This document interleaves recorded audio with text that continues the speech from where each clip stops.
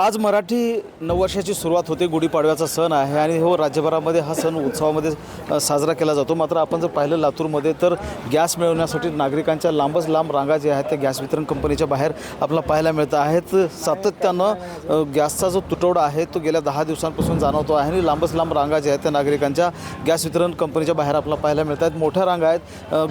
गुढीपाडव्याचा उत्सव आहे, सण आहे, मात्र नागरिकांना अशा परिस्थितीमध्ये देखील उत्सव साजरा करायचा सोडून गॅससाठी भटकंती करताना नागरिकांना भटकंती करावी लागते आहे. आणि एकूणच जर लक्षात घेतलं आपण तर 10 दिवसापर्यंत बुकिंग जे आहे ती केल्यानंतर देखील गॅस घरपोच जो आहे तो मिळत नाही आणि त्यामुळं नागरिकांची धावाधाव जी आहे ती गॅस मिळवण्यासाठी होताना आपल्याला पाहायला मिळतात. काही नागरिक आपल्यासोबत आहेत, त्यांच्याकडनं जाणून घेतात. मला सांगा, कधीपासून रांगेत आहात तुम्ही? आता मी सकाळी 8 वाजेपासून रांगेत आहे आणि गेल्या 8 दिवसापूर्वी नोंदणी केली होती, बुकिंग केलं होतं.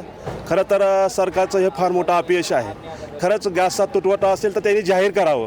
आणि खरं तर आज इतका मोठा सण आहे आणि हा सर्व लातूरमधल्या नागरिकाला लाईनमध्ये उभं राहावं लागत असेल तर फार मोठी दुरावस्था आहे. कारण बुकिंग कधी केली? मी जवळजवळ गुरुवारी शुक्रवारी नोंदणी केली होती आणि आज माझा नंबर लागलेला आहे. म्हणजे 8 ते 10 दिवस देखील बुकिंग करून घरपोच जी आहे ती गॅस सिलेंडर मिळत नाही, उलटं 10 दिवसानंतर रांगेमध्ये थांबावं लागतं, अशा प्रकारची स्थिती आहे. कधी आलात तुम्ही? आम्ही येऊन आता मी बुकिंग करून 8 दिवस झाले, आज आलो. सकाळी किती वाजता आला? सकाळी 8 वाजता आलो.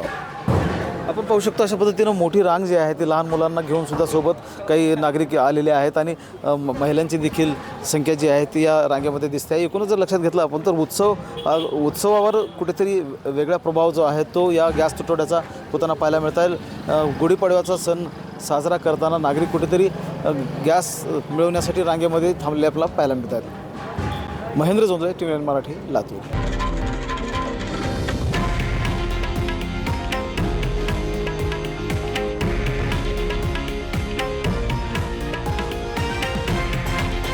हे आहे देशातील नंबर 1 न्यूज नेटवर्क आणि आपण पाहत आहात TV9 मराठी, एकमेव.